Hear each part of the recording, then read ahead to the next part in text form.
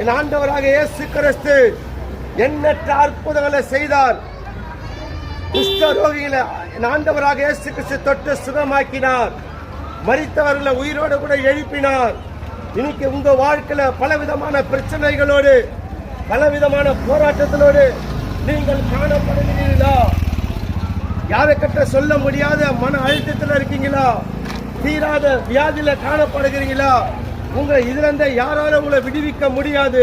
ஆனா நாங்கள் அறிவிக்கிற எங்கள் ஆண்டவராக இயேசு கிறிஸ்து உங்களை விடுவிக்க வல்லவராக இருக்கிறார்.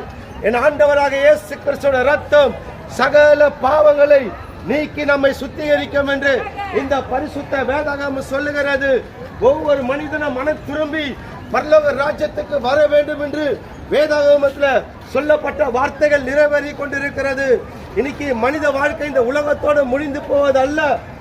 இன்னைக்கு மனிதர்கள் நினைச்சு கொண்டிருக்கிறாங்க, இன்னைக்கு நாங்க மரிச்சா கடவுள் இடத்துல போய் சேர்ந்துருவன் நினைச்சு கொண்டிருக்காங்க. இரவு இடத்துல போய் சேர்ந்துருவன் நினைச்சு கொண்டிருக்காங்க. இரவு இடத்துல யாரும் போக முடியாது. கடவுள் இடத்துல யாரோட போக முடியாது. இறைவன் இயேசு பரிசுத்தம் உள்ளவர். அவர் பரிசுத்தம் உள்ள ஆண்டவராக இருக்கிறவர். அவரை பார்க்கணும்னு சொன்னா, அவரை தரிசனிக்கணும்னு சொன்னா இந்த பூமியில பரிசுத்தமான வாழ்க்கை தேவை. இந்த பூமியில பரிசுத்தமான நடக்க தேவை. பரிசுத்தமான பேச்சுகள் தேவை. இந்த சத்திய வேதத்தின் பிரகாரமே நீங்கள் நடக்கும் போதுதான், இந்த நீங்க மரிக்கும் போது இறைவனிடத்துல போய் சேர முடியும்.